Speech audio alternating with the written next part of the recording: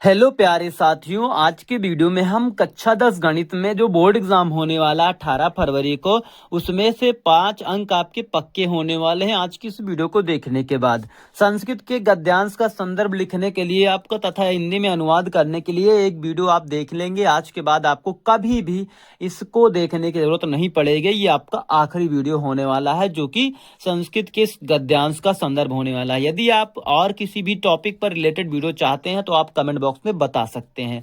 चलिए वीडियो को शुरू करते हैं। ये जो संस्कृत का गद्यांश लिखने के लिए आता है, इसका संदर्भ लिखने के लिए आता है, ये आपका बोर्ड एग्जाम में प्रश्न नंबर 3 पर आता है। तो प्रश्नोत्तर क्रमांक 3 लिखते हुए हम देखेंगे अपना इस जगह पे। तो ये कुछ इस तरीके से आपका क्या लिखा हुआ है, एक गद्यांश आएगा, गद्यांश जो कि संस्कृत में होगा। नागरिका बहुकालाम यातावात अचित्यत परम पहेलिका उत्तरम दान्तु समर्थन न अभवत अतः ग्रामीणम अदवत अहम अस्या पहेलिकाया उत्तरम न जानामि इदम श्रुत्वा ग्रामीण अकथयत यदि भवान उत्तरम न जनाति तरहि ददातु 10 रूप्यकाणि अतः म्यालान मुखेन नागरिकेण समयानुसारं 10 रूप्यकाणि ददान्ति दनाति। सॉरी।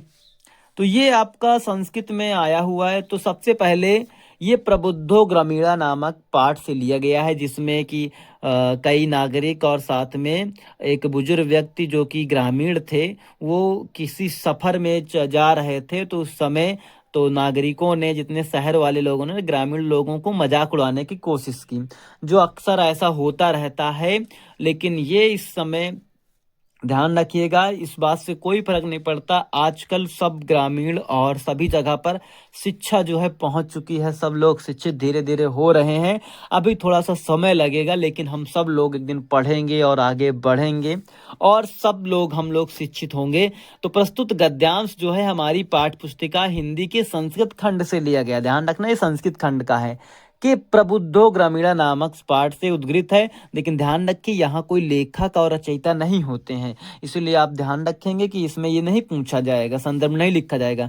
हिंदी में अनुवाद देख लीजिएगा कि एक बार बहुत से लोग रेलगाड़ी पर चढ़कर नगर की ओर जा रहे थे। किधर जा रहे थे? नगर की ओर, शहर की ओर जा रहे थे। उनमें कुछ ग्रामीण वासी थे और कुछ नगरवासी, मतलब कुछ शहरी लोग थे और कुछ गांव के लोग थे। उनके चुपचाप बैठे रहने पर एक नगरवासी ने ग्रामवासियों का हंसी उड़ाते हुए कहा, मतलब नगरवासी जो था शहर वाला, वो ग्राम वाले की हंसी उड़ाते हुए कहा, उपहास कर उड़ाते हुए कहा कि ग्रामवासी पहले की भांति आज भी अशिक्षित और मूर्ख हैं। दरअसल ये बात बिल्कुल मजाक के रूप में भले ही कही गई हो, लेकिन बहुत ही खरी बात थी और बहुत ही चुभने लायक बात थी। तो इस समय इन सब बातों को सुनकर, उनके इस प्रकार के कथन को सुनकर कोई चतुर ग्रामीण बोला है। उसमें से एक चतुर ग्रामीण व्यक्ति थे। उन्होंने कहा कि हे नगरवासी भाई, कि जो नगर के वासी, एक शहरी वासी भाई, आप ही कुछ कहें, आप ही कुछ कह दीजिए, क्योंकि आप शिक्षित और बहुत जानकार हैं। तो आप तो खैर ठीक है कि हम लोग तो अशिक्षित हैं, मूर्ख हैं, लेकिन आप ही कुछ कहिए अच्छी बातें, आप भी बातें करिए कुछ अच्छी अच्छी। सब लोग तो चुप हैं, तो आप ही कुछ अच्छी अच्छी बातें करिए ना। तो ये उन्होंने कुछ कहा और इसके बाद भारी वार्तालाप के बाद इसमें से बहुत सारी चीजें आपको निकल के आने वाली हैं। तो कुछ इस तरीके से होता है। इसमें एक तरीके का प्रसंग भी लिखना चाहिए। अगर आप लिखना चाहें तो आप इस संदर्भ के साथ साथ नीचे साइड बीच में एक हेडिंग डालकर प्रसंग भी लिख सकते हैं। क्या लिख सकते हैं? प्रसंग। प्रसंग में क्या लिखेंगे आप कि हमें इस गद्यांश के माध्यम से सभी, मतलब पाठकों को ये सूचित करने की कोशिश की गई है कि हमें किसी को भी कमजोर नहीं समझना चाहिए। अगर कोई आदमी नहीं है, उस तरह शिक्षित नहीं है, आप शिक्षित हैं, तो आप शिक्षित होने का थोड़ा सा परिचय जरूर दीजिएगा कि आप शिक्षित हैं।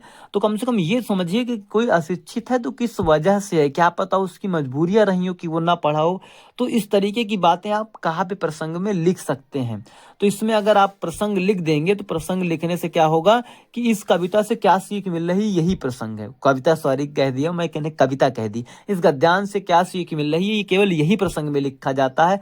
तो कुछ इस तरीके से आप कर सकते थे इसको लिखने के तरीके को, और ऐसे आप लिख देते हैं तो आपका बोर्ड एग्जाम में 5 अंक कोई काट नहीं सकता है, ये बात ध्यान रखिएगा। तो चलिए मिलते हैं नए वीडियो में, तब तक के लिए धन्यवाद। अगर आपको किसी भी वीडियो पर, कोई भी टॉपिक पर कोई भी वीडियो चाहिए तो कमेंट बॉक्स में बता दीजिएगा। बेफिक्र होकर आप बैठिएगा, मैं सारी तैयारी आपकी बोर्ड एग्जाम की करवा दूंगा।